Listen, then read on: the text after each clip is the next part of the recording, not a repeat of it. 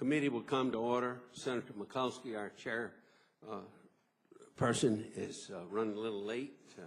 You never know when traffic and other things happen, General Bolden. So she asked me to go ahead and get started, and with your permission, I will. General Bolden, I'm going to give an opening statement, and then we'll see where we go from there. NASA is one of the most publicly recognized agencies in the federal government and an inspiration to young people around the world, motivating them to become scientists, engineers, and explorers. I look forward to hearing from Administrator Bolden about his budget and NASA's plans for the future. The fiscal year 2014 budget aspires to do many new, innovative, and exciting things, yet it proposes, General Bolden, no additional funding. In essence, NASA is proposing to do more with less. I strongly believe that this country must continue to push the science and engineering envelope while maintaining focus on current investments in order to realize tangible benefits. I'm concerned, General Bolden, that the budget before us is an example of chasing the next great idea while sacrificing current investments. This country has finite resources to invest, and while we're committed to NASA's mission, subjecting mission-critical activities to shoestring budgets because a more exciting idea has come along, I don't think is wise. Based on the proposed budget, as well as previous budgets, I have serious doubts about NASA's dedication to truly developing a heavy launch capability. I hope you will dispel that. While your testimony, Administrator Bolden, points out that NASA is building the world's most powerful rocket, the Space Launch System, the budget doesn't reflect NASA's commitment to that goal. Instead, it shows cuts to SSL vehicle development as far as we can see.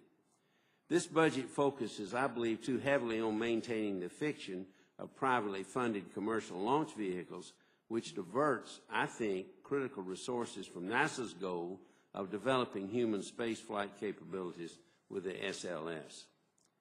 I've long been a supporter of public-private partnerships that use federal dollars to leverage private resources in everything. In this case, however, NASA has provided $1.5 billion to for-profit companies for the development of launch capabilities, but it's my understanding it has no idea how much money these companies are investing themselves, and according to NASA's budget office, General has no authority to ask. That's troubling.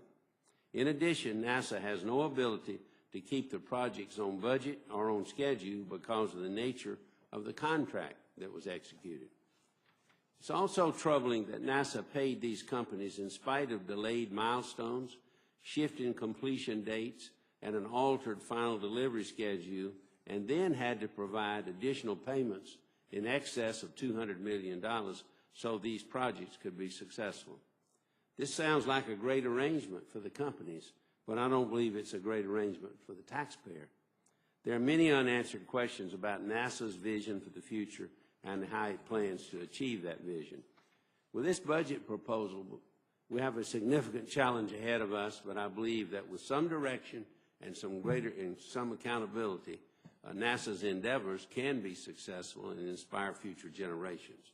I look forward to working with Chairman Mikulski and with you, Mr. Administrator, in the coming months.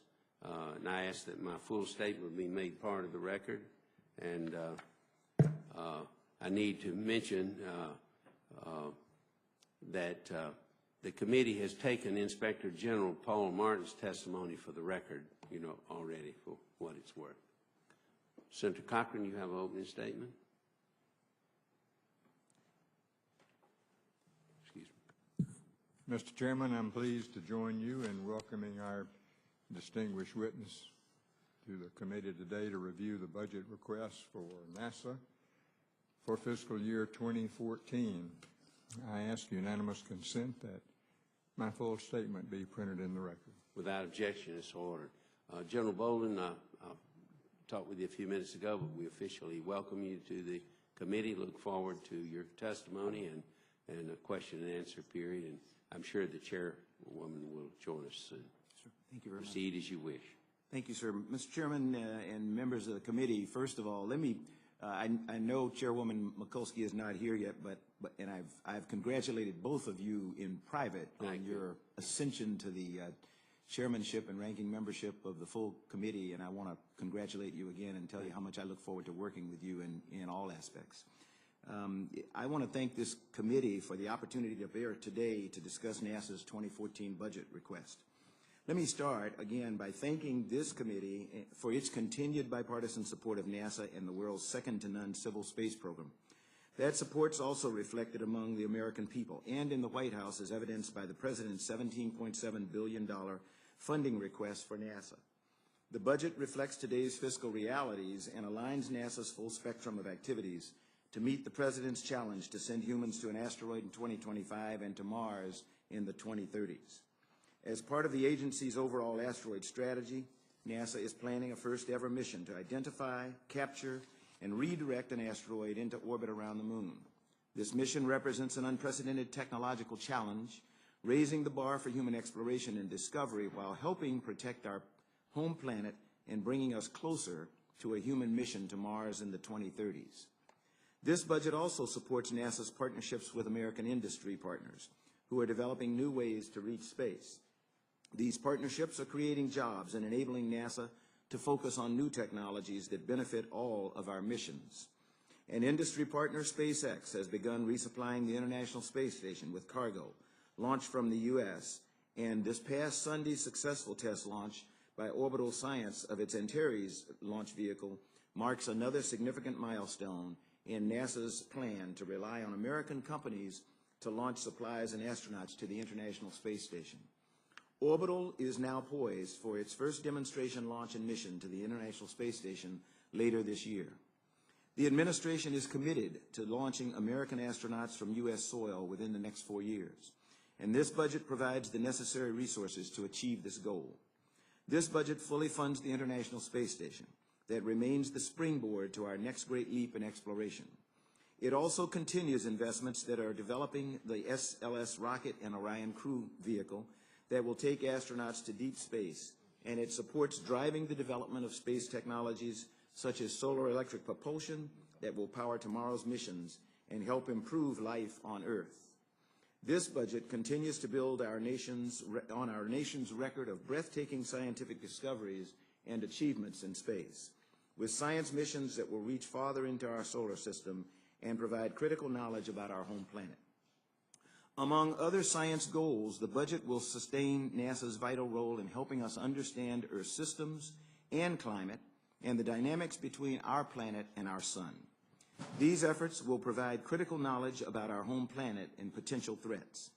We will continue our steady progress toward our next great observatory as we develop the James Webb Space Telescope, scheduled to launch in 2018. NASA's programs of innovative aeronautics research is pursuing an ambitious research agenda for substantially reducing aircraft fuel consumption, emissions, and noise. With the 2014 request, NASA begins a new $25 million a year advanced composites project that will focus on innovative composite materials and structures. Mr. Chairman, we've had to make some tough choices with this budget, as I'm certain we'll discuss today, but I'm committed to making sure that NASA is using its resources strategically for a cohesive exploration program that bolsters our economy, improves life here on Earth, and raises the bar of what humans can achieve. I look forward to your questions. Thank you, Administrator Bolden. It's hard not to call you General Bolden because we go back a while. Administrator Bolden, over the past 2 years, in testimony before this and other committees, you stated that NASA's top priorities are SLS Orion, the Webb Telescope, and the space station. In your testimony today, you do not take, I believe, a similar position. In fact, you're specifically talking about commercial crew being NASA's top priority. This statement is reflective of this budget with respect to commercial crew, but I'm interested to learn why NASA no longer counts these other programs as top priorities and how our long-standing investments in these other programs will be impacted by NASA's changing priorities. Could you explain that to the committee? Mr. Chairman, I hope this will not be considered a disagreement with the chairman, because that's not healthy, but NASA's priorities are the nation's priorities, and they remain SLS MPCV, the James Webb Space Telescope, and the International Space Station, shored up by a vigorous technology development program and commercial crew and cargo. The reason I emphasize commercial crew in my opening statement is because this is a year of decision. We promised that we would have a commercial crew capability for the nation by 2015 if funded at the President's requested level back in 2011, and that funding did not come. We now find ourselves targeting 2017 for the first availability of a U.S. capability to launch American astronauts to space. If we do not get $822 million in the 2014 budget as requested by the President, it will be my unfortunate duty to advise the Congress and the President that we probably will not make 2017 for the availability of an American capability to get our astronauts to space. And I will have to tell you that I'm going to have to come back and ask for authorization to once again pay the Russians to take our crews to space. We just renewed a contract for another year because we weren't able to have our own capability in 2015. It is not my desire to come back to this committee and to the Congress and the President and ask for more money to pay the Russians. We're joined by the chairwoman, and I yield back the gavel. Welcome, Madam Chair. Good morning, Mr. Bolden. First of all, let me apologize. It took 2 hours to get here from Baltimore this morning. I needed one of your rocket ships or something. I needed one coming from Mount Vernon. I, too, was late. Well, you're coming from the other side of the Potomac, but I'm beginning to think this. And anyway, so I really apologize for being late. But it shows the bipartisan nature of this subcommittee and this committee under, with my Vice Chairman, Senator Shelby. I had absolute confidence that he could take this over because we're going in the same direction with the committee and we're going in the same direction with the space program. We do want to welcome you, and today is a very compressed day.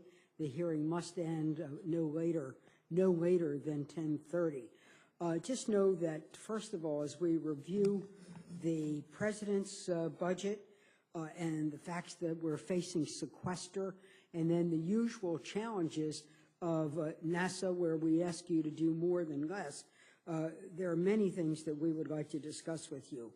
But I believe that our overall thrust is that we are looking on a bipartisan basis to be an advocate for a balanced space program.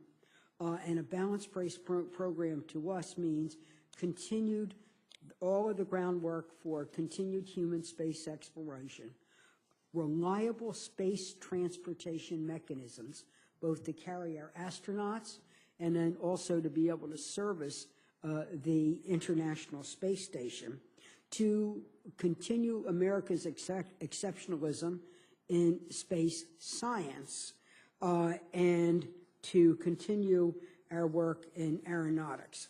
We believe that NASA is an economic engine, and we want to continue out innovating the rest of the world. But at the same time, we have to be stewards of the taxpayers' dollar with oversight and accountability. So having looked at that, Senator Shelby, did you ask any questions yet? I just one. What was, may I ask? Well, we were just getting into the priorities of NASA. Well, you know, Mr. Chairman, while I go over mine, why don't you continue your line of questioning? But I just wanted to apologize for the delay. Why don't you do that? Thank you. Thank you, Madam Chairman. I will, got a couple more areas, General Bolden, I'd like to get into. In August of 2011, an independent cost assessment determined that NASA's budget estimates for SLS were reasonable through 2015. These budget numbers assume the cost for SLS rocket development in the year 2014 would be $1.61 billion, but NASA's budget request, I understand, is $1.38 billion. That's $227 million less than was expected to be needed. That's a large swing in the cost model, you know, that raises questions. I think, whether the difference is attributable to cost savings or is it a lack of commitment to the mission. Could you explain what that is, General? Mr. Chairman, first of all, the independent cost assessment was requested, as we have done for James Webb, for SLS, for MPCV, and most recently for the Commercial Crew Program. And it is not surprising that every time we get an independent cost assessment, one of their first determinations is that we don't have enough money. So while we accept the assessment of the independent cost assessment that they would like to see more, they consider it reserve, we acknowledge the fact that we did not have the amount of reserve that we would like to have, but that we were confident that we could carry out this program with the budget that we requested. And as Mr. Gerstenmaier has testified before this and other committees in the past, we are running all of our programs, to include commercial cargo and crew, at the lowest level that we feel confident we can deliver them on time. So that's the difference between what the independent cost assessment said they thought we should have to provide adequate reserves and what we think we can do the program with. Well, some of us are concerned about the funding necessary for the SLS rocket development. And of course the other components, but you know we're talking about SLS rocket, and if there's truly cost savings being realized, could you detail these actions to us, to the committee, and understand how similar measures are being applied across NASA's programs to achieve similar savings? I can say in other words, that we're concerned, and I hope there's not a lot of ground for it, about SSL, the rocket itself, not the component. Yeah, I could stand corrected by somebody in my organization, but we don't advertise that we have realized cost savings on the SLS program. What we have done is we've exercised efficient management of the program. Well, we like that. We have completed up, and when we talk about the SLS program, I do want to be careful that I include everything that's involved in that program. So we have completed significant upgrades to Launch Complex 39B that is being prepared for SLS. The B-2 test stand at Stennis is being prepared for main propulsion test, which is a critical part of the preparation of SLS for its 2017 launch. The J2X engine has undergone numerous tests at Stennis, very successful. We've run it 500 plus seconds more than one time, and that puts us ahead of the game. I will say we don't need to be ahead of the game with the J2X, but because we've committed that we would do that, we did.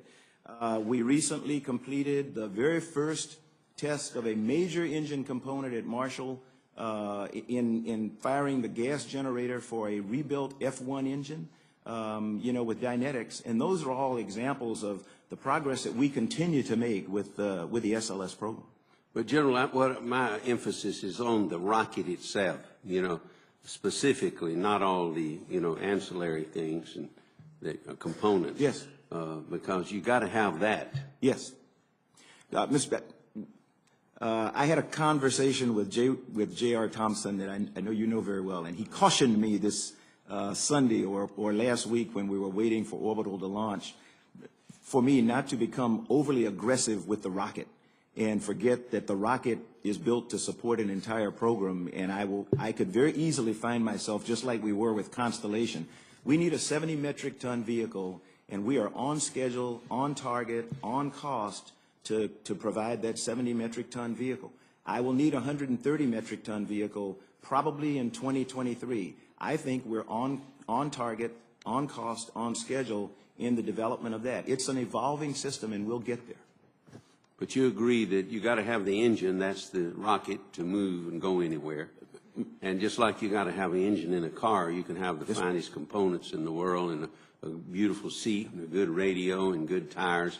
With no engine, you're going nowhere. Senator Shelby, you and I agree completely, and I think, it's said that all roads to space lead through Huntsville, Alabama. And I want to work with you on that. And Stennis, and that's very true, and we are on schedule for having a 70 metric ton vehicle at the level of spending that Will you furnish some details on all this to the committee? We will do that, sir. Okay. I'll take that. Madam Chairman, I have one last area to get into, if I could. That's commercial space. Please, go right ahead, because your questions are actually identical sir, to what I was. Commercial Space Act agreements. I alluded to that in my opening statement. NASA has used Space Act agreements rather than traditional federal government contracts to execute the commercial cargo and crew programs. These agreements lack transparency and incorporate significant schedule leniency. Traditional government contracts provide full insight and control over the contractor and the product throughout the process to protect the government's investment, ultimately the taxpayer. With respect to the Space Act agreements, it's my understanding that NASA has no authority to review the work of the contractors, audit their programs, or investigate in the event of an accident. Is that true? Mr. Chairman, that is a misconception of the capability of Space Act agreements. We have had satisfactory insight and oversight on both commercial crew and cargo. We have embedded teams in the factories of our commercial crew partners, and we're still working fully on Space Act agreements. They are an integral part, so we have sufficient insight for me. Do you have to ask the contractor to give you access to the Space Act agreements that could give you some absolute authority over the contractor, and why does NASA prefer that approach as opposed to the other government contracts? The reason we prefer... This is a deviation from the government contract. Yeah, the reason we prefer Space Act agreements at this stage of the game for commercial crew is the same reason we did it for commercial cargo. We wanted to give the contractor, American industry, as much leeway as possible to produce a vehicle that fulfill the requirements that we set. And it has worked very well for us, as demonstrated by the success of both Orbital and SpaceX when we got to the point where we entered into a FAR-based contract. Well, if you're the one that's paying the bill and they're doing it, it looks to me like that you should be in control of the destiny of that to a point, through the contract system. Sir, it's a misconception that we don't know what they're paying into it. We are a partner.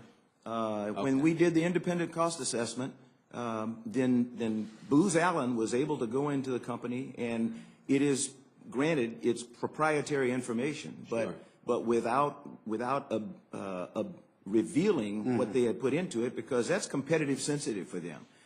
We know about what each company has put into it.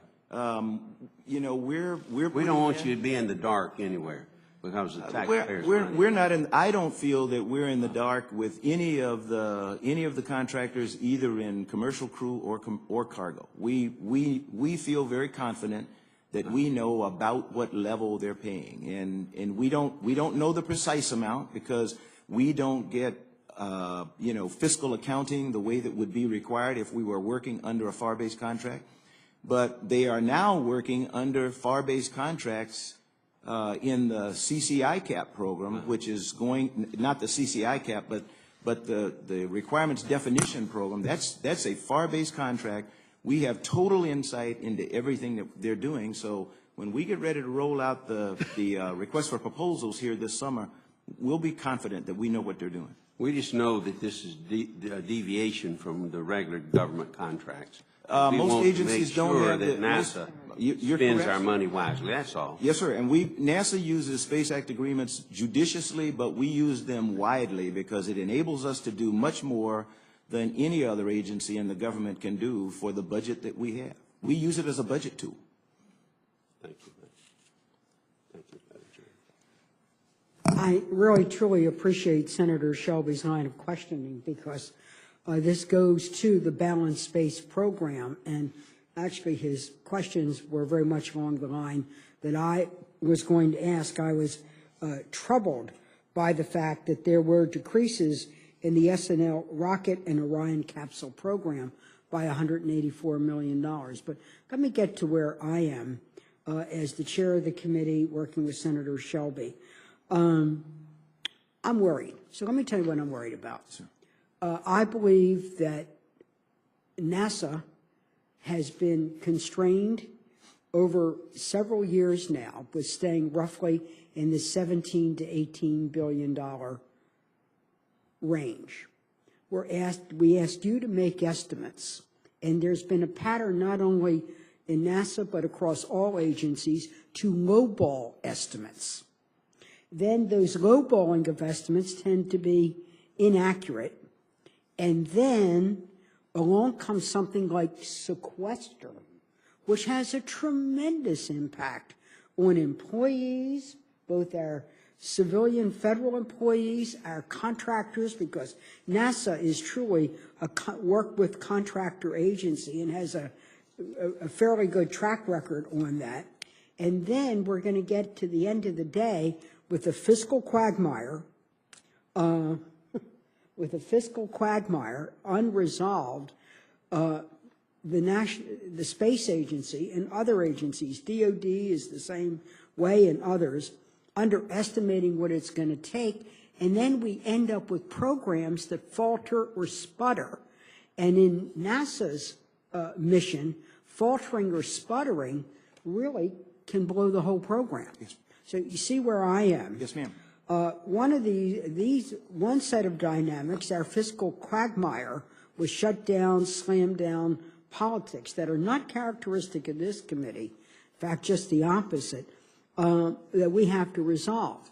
And so my question to you, as we look at this, is that facing sequester and facing the estimates in the president's budget, do you think you can keep these missions of NASA on track and online, or are we really asking for an almost impossible task of you, Director Bolden? And I mean it very sincerely. You are a very dedicated person.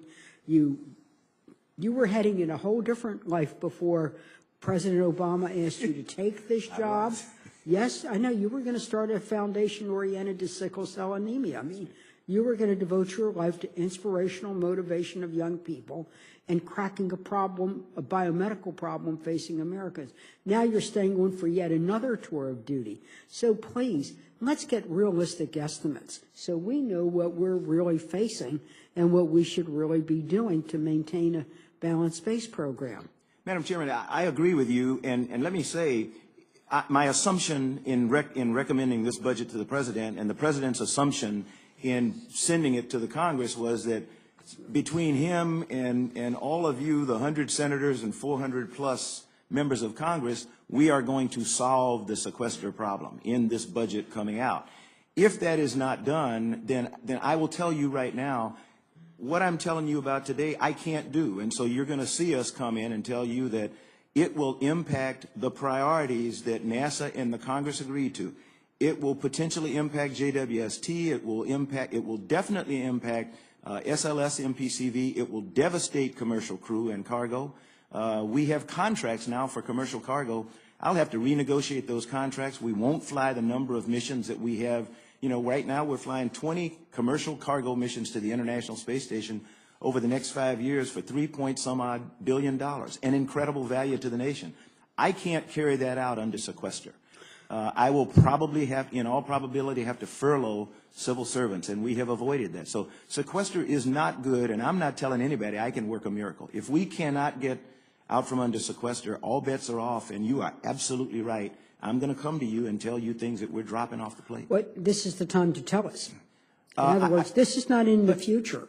Sequester is here now. So this is not, again, meant to be in any way pugnacious. So here goes. So let's look at the sequester issue. Yeah. And if we do not cancel or find a way to cancel sequester, or what would be the consequences? Would it be simply delays to these projects? Let's take three things. Let's take the James Webb. Let's take the SLS Orion. And let's take other important scientific programs. Yes, ma'am. Let me just say one quick thing. We are under sequester now, and so we're operating under 2013 budget sequestered. We have made adjustments such that it has not impacted our programs nor our people just yet. But we cannot do that in 2014. So you're absolutely right. So when will it actually affect you? In other words, everybody says sequester is a made-up crisis. No, it is. In other words, a made-up crisis. If you have to furlough people, when will you start doing it? If we do not come out from under sequester for the 2014 budget, we'll start furloughing people when the 2014 budget becomes effective. That would be October 1st. That would be October 1st. We'll have to start looking. So we have some elasticity of time, but not an open-ended situation. Time is not my ally, but time is my friend right now when it comes to the workforce. Well, we are your friend. But Yes, anyway, let me go then to the next question. Many of our colleagues have said, oh, give the agencies flexibility. If you have flexibility, which I wanted to do, and many on the other side of the aisle wanted, there were higher powers didn't, I wanted to give agencies a 1% transfer authority, reprogramming authority, so we could keep our constitutional prerogatives and that of this committee across programs, not across agencies. Like you couldn't go to the FBI and they couldn't come to you, but across programs. Would that solve, would transfer authority solve your problem, or is it truly the whole NASA that you would be still too constrained? Transfer authority, as you describe it, would always be helpful, and that's what we've requested, or we have said. But would it solve your problem? Under sequester, transfer authority, even as you describe it, would not solve the problem. We still Why not? We still will have to drop something from our portfolio. We would become a $16.2 billion agency, and you know, we're down almost $1 billion this year, and we're managing to do that. Sequester would take us down another huge notch, and then What is a number attached to a huge notch? from, I think right now we're operating at 16.8, and we would go down to 16.2 in 2014, I think is the right number, but I'll get back to you. Mr. Administrator, my time is moving along, and I'm going to be sure that Senator Cochran has an opportunity. What I would appreciate, and I think members of the committee, is what would be, you sent me a letter, I believe, in the consequences Yes, of that. Does that outline it pretty well? That outlines pretty well what the effect would be, and we gave you, at that time, we gave you what we knew, and things have probably gotten more dire. Well, since then if you have an update or an annex, we would like to see. we will do that. Now, let me go right to one of our biggest scientific endeavors, the James Webb Telescope. And if we don't keep that on track, where we've already had overruns, I'm very concerned about. But if we don't keep the James Webb within making sure we maintain all standards and practices of accountability, I'm afraid that the James Webb overruns could begin to eat NASA alive. And you know I'm a big supporter of the James Webb Telescope. I believe it will keep America's exceptionalism in astronomy going beyond the Hubble, with not only the power of the Hubble, but would keep us as premier space astronomers for the next 50 years. So here is my question about that. Looking at the James Webb and the fact that there are now additional GAO reports that say there continue to be flashing yellow lights, could you give us the status of the James Webb Telescope? Is it online? How are we doing on maintaining the fiscal accountability that both you and Northrop Grumman promised me, and yet address the issues around the GAO? And then I'd like to turn to Senator. Yes, and Madam Chairman, as I mentioned to you the first time I called, nobody was as devastated as I was to find out the situation that James Webb was in.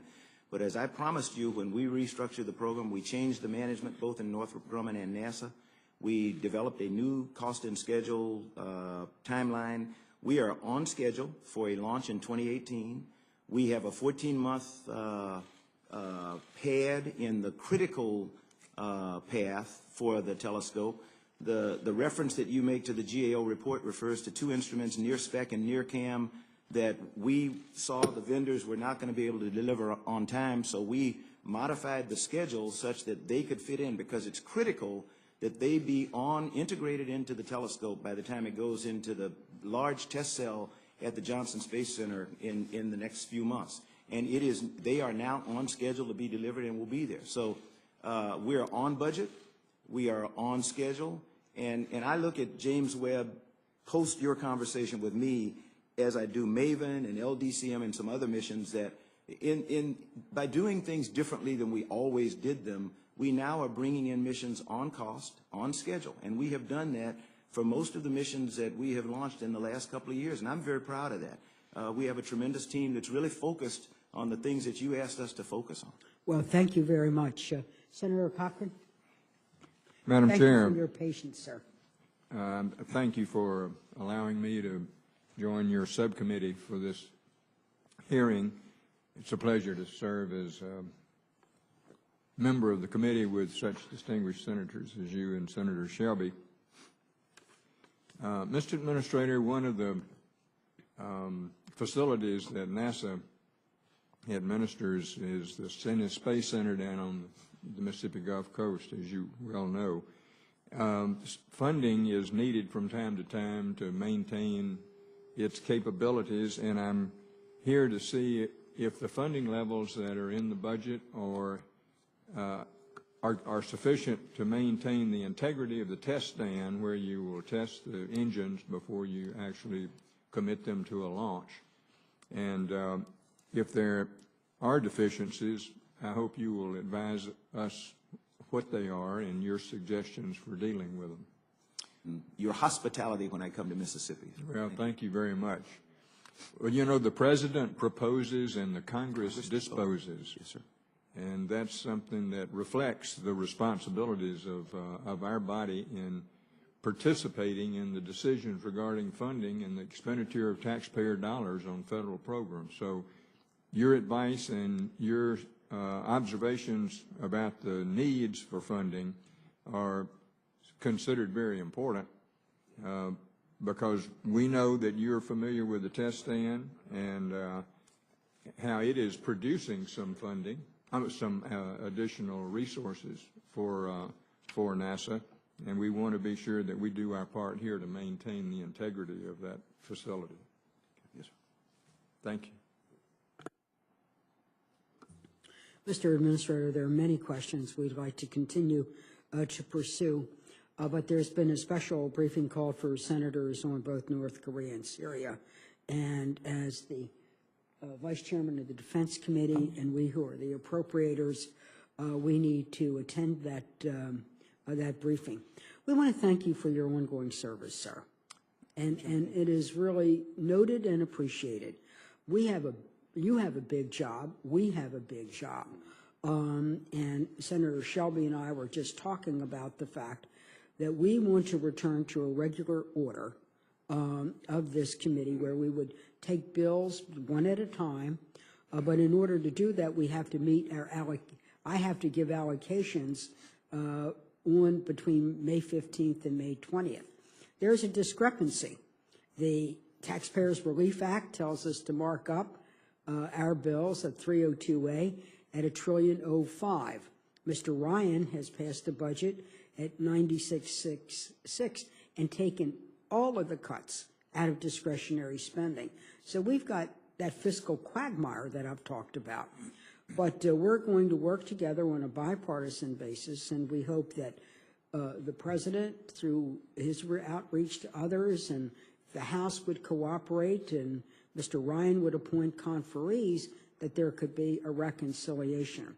I think people don't quite yet grasp the significance of sequester, and we need to, because this is what the discrepancy is. We're set to go, and I've instructed my clerks and subcommittee chairman, and I know Senator Shelby, we're not only spenders on this committee, we also have a sense of frugality, wise spending, and we're concerned that if we have sequester, we could end up by being penny wise and pound foolish by ending up with boondoggles because of delay in schedules, et cetera. So we've got a big job ahead, but so do you. Yes, ma'am. So please keep in touch with us, and we want to thank you for your cooperation at this abbreviated hearing.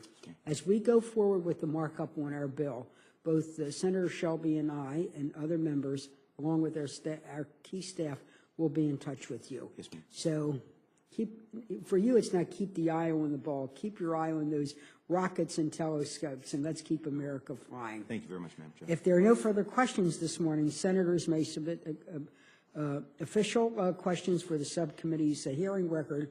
We respect NASA. We ask NASA to respond within 30 days. This subcommittee stands in recess until Thursday, May 9th, when we're going to take the testimony of the FBI Director, Mr. Miller. Thank you. Thank you.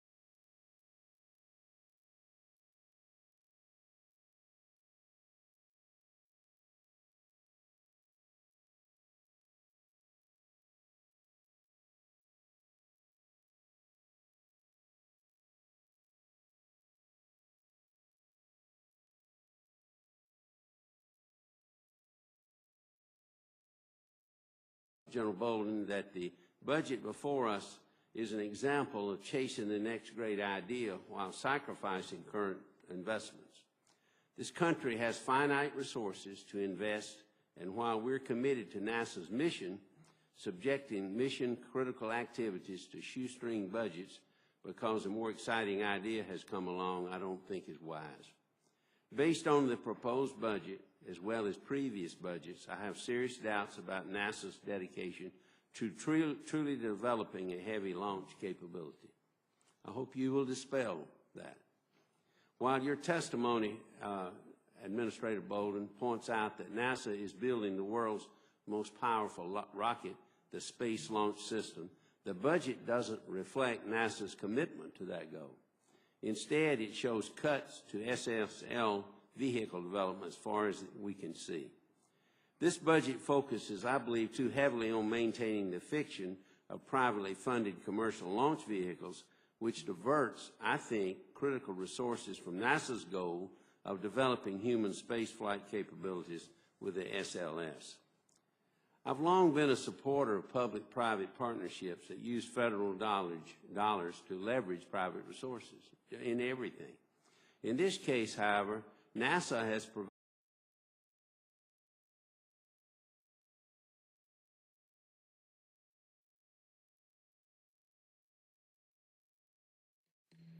committee will come to order. Senator Mikulski, our chairperson, is running a little late. You never know when traffic and other things happen, General Bolden. So she asked me to go ahead and get started, and with your permission, I will. General Bolden, I'm going to give an opening statement, and then we'll see where we go from there. NASA is one of the most publicly recognized agencies in the federal government and an inspiration to young people around the world, motivating them to become scientists, engineers, and explorers. I look forward to hearing from Administrator Bolden about his budget and NASA's plans for the future. The fiscal year 2014 budget aspires to do many new, innovative, and exciting things, yet it proposes, General Bolden, no additional funding. In essence, NASA is proposing to do more with less. I strongly believe that this country must continue to push the science and engineering envelope while maintaining focus on current investments in order to realize tangible benefits. I'm concerned provided $1.5 billion to for-profit companies for the development of launch capabilities, but it's my understanding it has no idea how much money these companies are investing themselves, and according to NASA's budget office, the General has no authority to ask. That's troubling. In addition, NASA has no ability to keep the projects on budget or on schedule because of the nature of the contract that was executed. It's also troubling that NASA paid these companies in spite of delayed milestones, shifting completion dates, and an altered final delivery schedule, and then had to provide additional payments in excess of $200 million so these projects could be successful. This sounds like a great arrangement for the companies, but I don't believe it's a great arrangement for the taxpayer. There are many unanswered questions about NASA's vision for the future and how it plans to achieve that vision. With this budget proposal, we have a significant challenge ahead of us, but I believe that with some direction and some accountability, NASA's endeavors can be successful and inspire future generations. I look forward to working with Chairman Mikulski and with you, Mr. Administrator, in the coming months. And I ask that my full statement be made part of the record. And I need to mention that the committee has taken Inspector General Paul Martin's testimony for the record, already for what it's worth. Senator Cochran, you have an opening statement? Excuse me. Mr. Chairman, I'm pleased to join you in welcoming our distinguished witness to the committee today to review the budget request for NASA for fiscal year 2014. I ask unanimous consent that my full statement be printed in the record. Without objection, it's ordered. General Bolden, I talked with you a few minutes ago, but we officially welcome you to the committee. Look forward to your testimony and a question and answer period, and I'm sure the chairwoman will join us soon. Sure. Thank you very much. Proceed as you wish.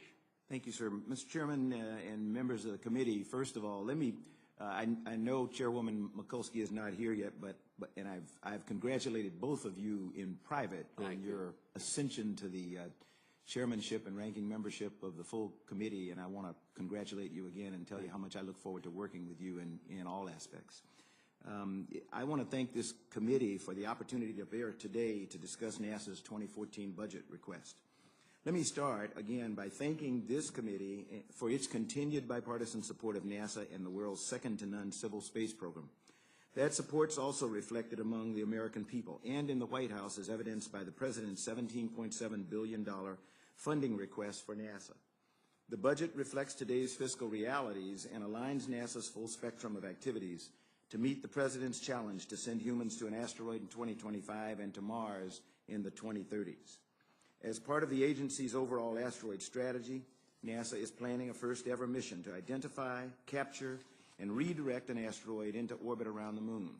This mission represents an unprecedented technological challenge, raising the bar for human exploration and discovery while helping protect our home planet and bringing us closer to a human mission to Mars in the 2030s. This budget also supports NASA's partnerships with American industry partners who are developing new ways to reach space. These partnerships are creating jobs and enabling NASA to focus on new technologies that benefit all of our missions. An industry partner, SpaceX, has begun resupplying the International Space Station with cargo launched from the U.S., and this past Sunday's successful test launch by Orbital Science of its Antares launch vehicle marks another significant milestone in NASA's plan to rely on American companies to launch supplies